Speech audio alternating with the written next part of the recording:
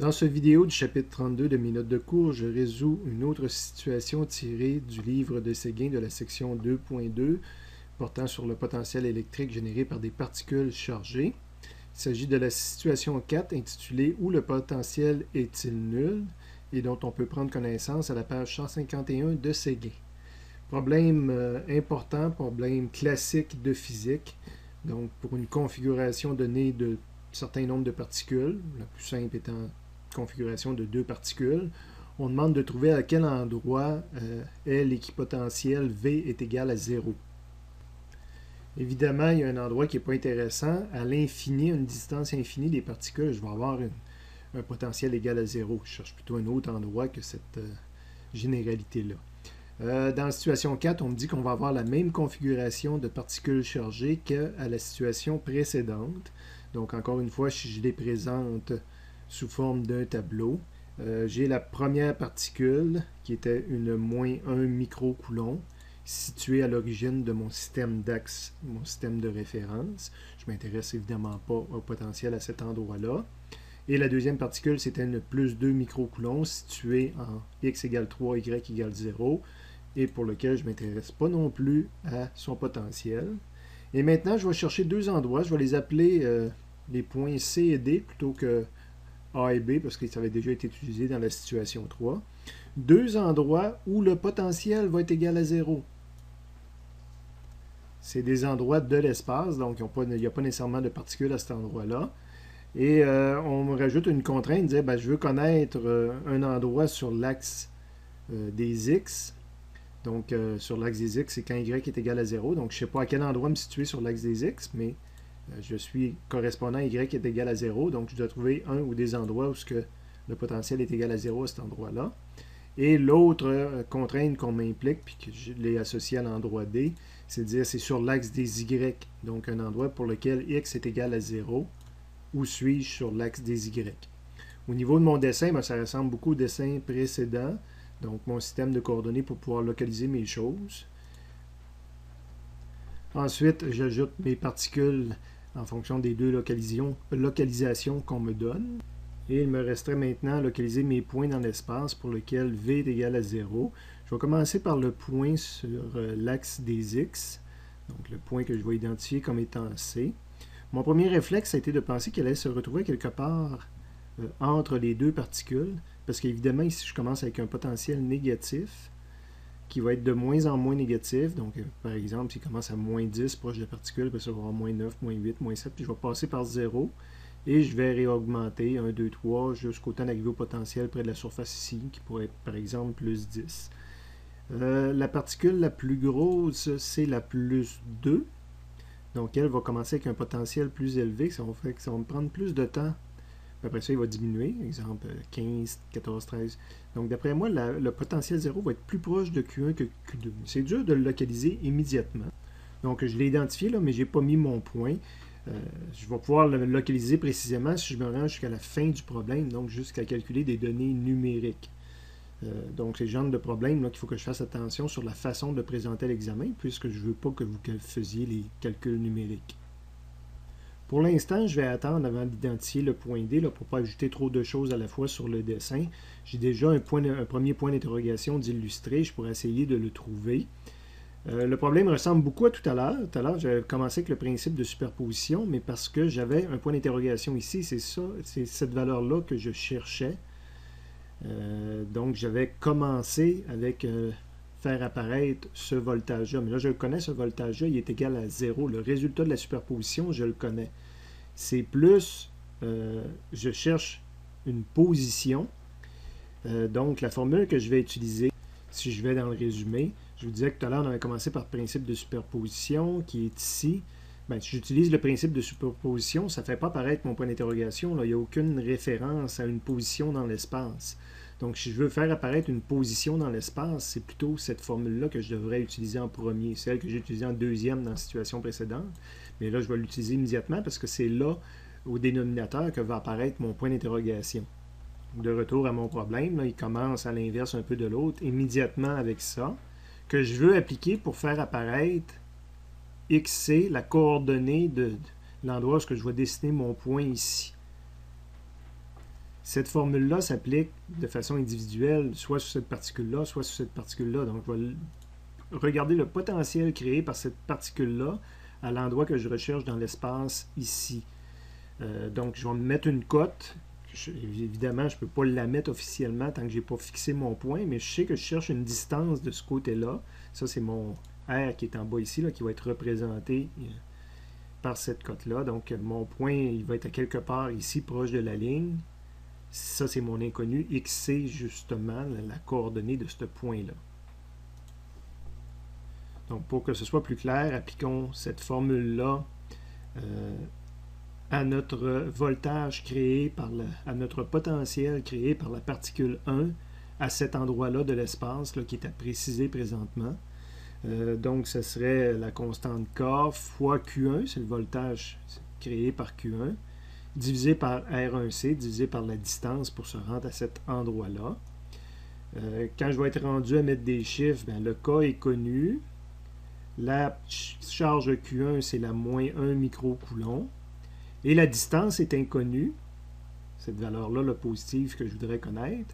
Mais dans le fond, étant donné que ça, c'est la coordonnée 0, puis c'est la coordonnée XC, si je veux connaître la grandeur ici, c'est XC moins 0. C'est sûr que le moins 0 pourrait ne pas être écrit, là, mais ça me donne ma première équation, puis ça fait apparaître mon inconnu, là, la coordonnée que je cherche.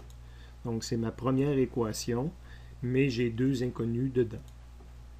Évidemment, le même principe de physique, je pourrais l'utiliser pour l'autre particule, puis dire qu'elle aussi va créer un potentiel à quelque part ici, endroit à préciser. Puis je vais pouvoir faire le lien avec la coordonnée XC, parce que dans le fond, ce que ça me prend cette fois-ci, ça va me prendre la distance de l'autre côté. Là. Le potentiel qui est créé dépend, par cette particule-là à l'endroit précis de l'espace que je cherche ici, bien, il va être lié à la distance entre cette particule-là puis l'endroit de l'espace, justement. Donc, je peux appliquer le même concept au voltage créé par la deuxième particule à cet endroit-là. Évidemment, c'est encore K. Cette fois-ci, ça va être Q2 que je vais utiliser. Et ça va être la distance R2C de l'autre côté. En termes de chiffres, ça va être encore mon cas, c'est 9 fois 10 à la 9. La charge, c'est la plus 2. Et la distance, maintenant, si je connaîtrais là, où est mon XC, mais si je veux connaître la distance avec la particule 2, c'est ma coordonnée X de ce point-là, moins la coordonnée X de l'autre. Cette coordonnée X, on la connaît, c'est le 3 qui est ici, donc c'est 3 moins ma coordonnée inconnue, 3 moins XC, va me donner cette cote-là que je dois utiliser dans la formule de physique. Donc c'est une deuxième équation et 3 inconnus. J'ai rajouté le V2C comme inconnu, mais XC était déjà listé.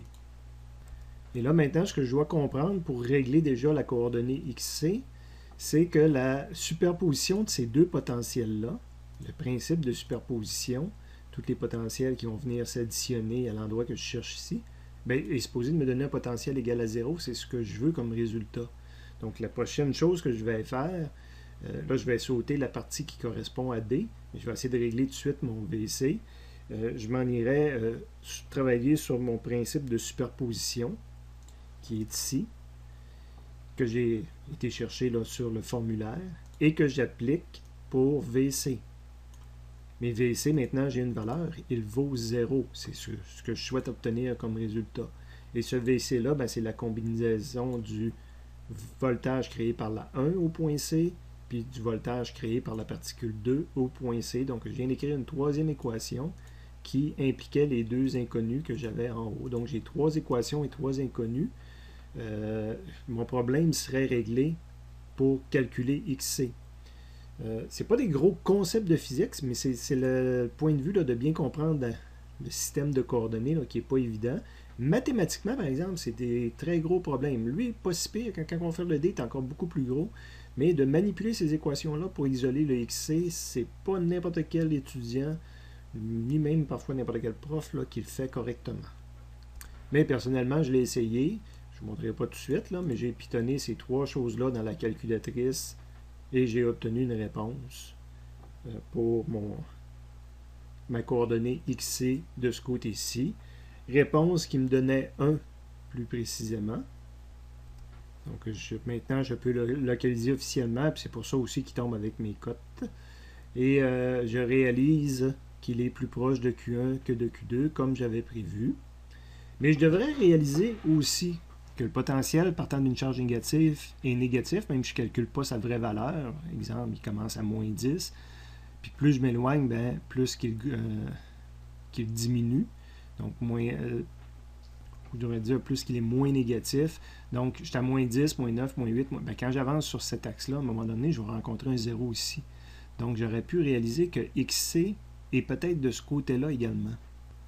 Si j'avais démarré mon problème comme ça, ben, j'aurais écrit, j'aurais dit, je ne sais pas encore où le mettre exactement, là, mais je crois qu'il y a un point ici, une coordonnée où ce que V va aussi être égal à 0. Puis si je l'aurais parti comme ça, j'aurais écrit les mêmes équations ici. Ce que ça change, c'est au niveau là, de ma distance, parce que maintenant, ma cote que je dois utiliser, quand j'essaie de traduire là, où est localisé ce point-là, donc mon REC, j'ai mis une couleur différente, là, mais je devrais mesurer la distance entre ça et le point que je pense qu'il y a ici. Donc, pour avoir un chiffre, évidemment, quand je veux ici, je vais avoir toujours un chiffre qui est positif.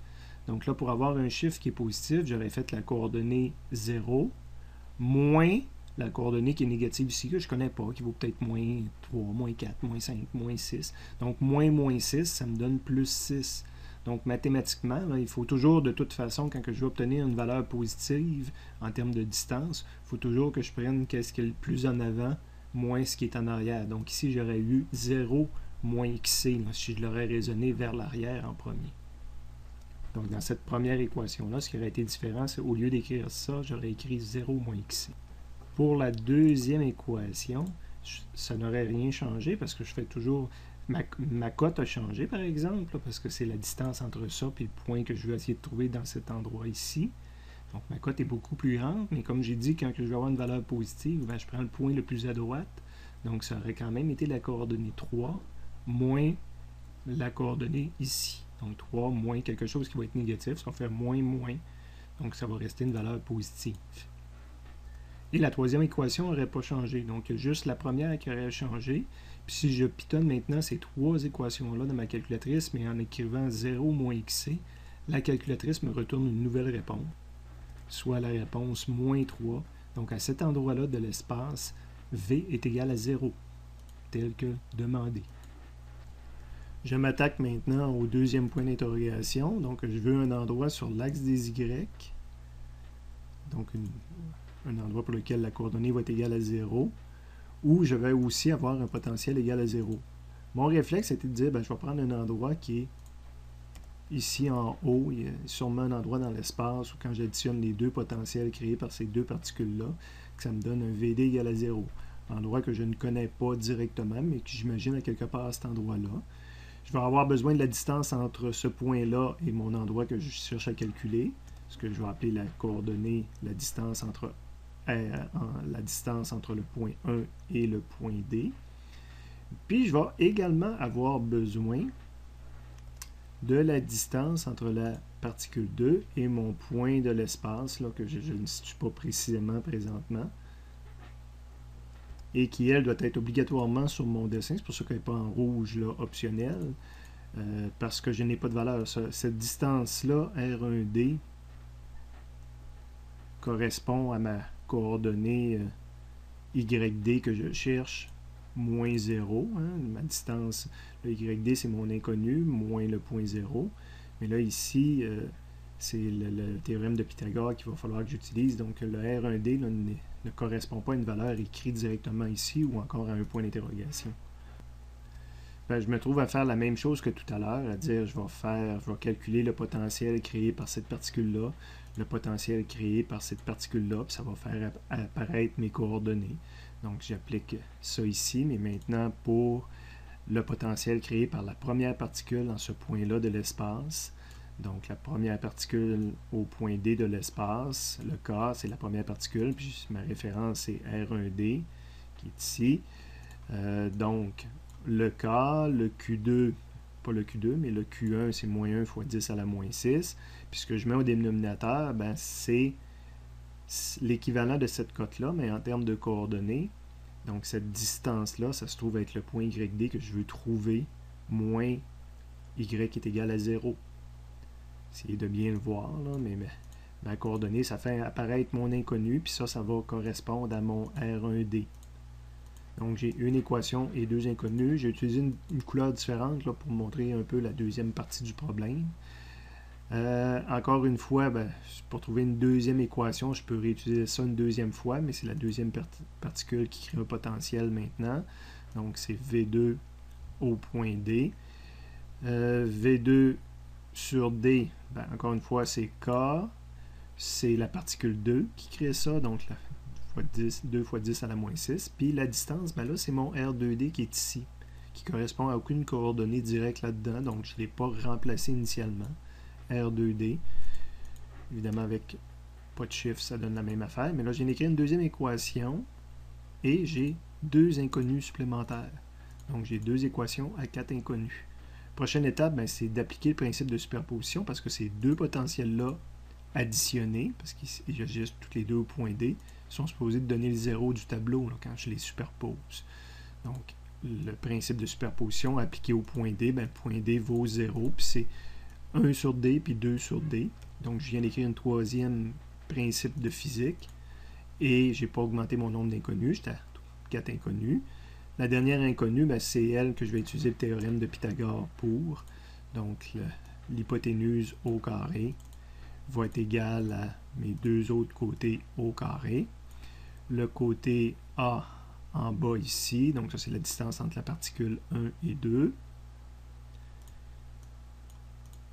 Qui est une distance de 3, que je peux calculer à l'aide des coordonnées, et la distance entre ici, inconnu, YD ici inconnu, puis le Y égale 0 là, de cette particule-là, ce côté-là du triangle, je ne connais pas ce point-là, c'est pour ça que je ne peux pas mettre un chiffre officiellement ici, mais c'est ma coordonnée YD moins 0, c'est mon autre côté du triangle. Puis même si ça a mis un inconnu dedans, c'est un inconnu qui est déjà listé comme étant recherché, donc j'ai écrit un quatrième concept de physique. J'ai utilisé un quatrième concept de physique qui me donne une quatrième équation. Et je demeure à 4 inconnus. Donc, ce problème-là est résolu. Mathématiquement, il fait appel à encore plusieurs lignes. Quand je les faisais, j'avais quasiment une page complète là, de manipulation mathématique de toutes sortes. Puis si vous regardez Seguin, il y a plus qu'une page de manipulation de mathématiques avec du texte pour expliquer ce qu'il est en train de faire. Donc, ça fait appel vraiment à des gros concepts mathématiques. Pas des gros concepts, mais à des longs concepts mathématiques. Et comme tout à l'heure, je pourrais me demander aussi, dire, c'est beau, j'ai trouvé un point ici, qu'on va voir tout à l'heure dans la calculatrice. Là, si je pitonne les 4 équations correspondant aux parties en rose, là, déjà, je peux les pitonner, je l'ai essayé, puis j'ai obtenu une valeur, là, 1,73. Donc, à cet endroit-là de l'espace, il y a un potentiel égal à 0. Mais par symétrie, je peux m'attendre aussi à ce qu'en bas, ici, je pourrais trouver un endroit aussi où ce que le potentiel créé par Q1 probablement négatif, additionné au potentiel créé par Q2 probablement positif, me donnerait aussi une valeur égale à 0. Donc j'aurais pu partir avec l'hypothèse que mon point se trouve peut-être en bas de l'axe au lieu d'être en haut. Évidemment, ça me donnerait une cote qui serait ici en bas à la place, puis ça m'aurait donné une cote, excusez, beaucoup de choses qui se recoupent, une cote R2D, mais mon triangle aurait été en bas à place d'en haut. Mais en termes d'équations, ça m'aurait donné pratiquement les mêmes équations. Avec une seule petite différence. Encore une fois, c'est quand que je calcule le R1D, je reviens sur le dessin, quand je calcule la distance qui est ici, quand je veux avoir une valeur positive au dénominateur, je suis toujours obligé de prendre la position qui est la plus avancée, moins la position qui est en arrière. Fait tantôt, je faisais YD inconnu moins de 0. Cette fois-ci, pour garder une valeur positive au dénominateur, je vais faire 0 moins YD. Donc, si je reviens, c'est ici là, que j'aurais une différence. J'aurais écrit 0 moins YD. Ici, mon inconnu en diagonale, que je le fasse en haut ou en bas, c'est le même triangle, rectangle, si on veut. Il y a un côté qui va avoir la même longueur que tantôt, puis ce côté-là, théoriquement, par symétrie, il a la même longueur que tout à l'heure. Donc ça, je pourrais ne pas le changer. ça ici, ben, ça changerait quand même probablement. 3 moins 0 resterait pareil, mais ici, encore une fois, au lieu d'avoir yd moins 0 au carré, j'aurais 0 moins yd au carré. Mais un coup que c'est rendu au carré, là, ça change strictement rien de l'écrire l'un avant l'autre. Donc la seule différence notable là, en termes de signe, puis qui a un impact en termes de signe, c'est celle-ci.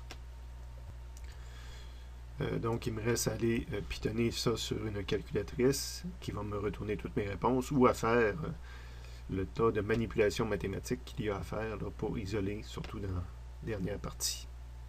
Fait que la première fois que je suis allé sur la calculatrice, ben là, je cherchais XC. Pour XC, là, on avait mis 3 équations. Fait que vous voyez, la première fois, j'ai pitonné XC moins 0. Puis elle me retourné une réponse de 1. Et la deuxième fois, j'ai pitonné 0 moins XC. Puis elle me retourné une réponse de moins 3. J'ai fait aussi un deuxième système d'équations, cette fois-là pour 1D. Fait que cette fois-là, c'est à 4 équations parce qu'on a le théorème de Pythagore à la fin, que j'ai réécrit pour ne pas avoir de valeur négative. Là, j'ai tout simplement pris ma racine, j'ai pas gardé les carrés. Mais on voit que la première fois, j'avais pitonné YD moins 0, puis qu'elle m'a retourné la valeur de 1,73, mes deux potentiels, ma valeur de 1,73 vers le haut, la distance entre la particule 2 et le point D, la particule 2 et le point D. Et dans un deuxième temps, j'ai tout simplement changé une chose dans mon équation. J'ai écrit 0 moins YD à la place. Et elle me retourne par symétrie moins 1,73. Les mêmes potentiels existent aussi à 1,73 en bas de l'axe. Évidemment pour la même distance entre le point 2, la particule 2 et le point D.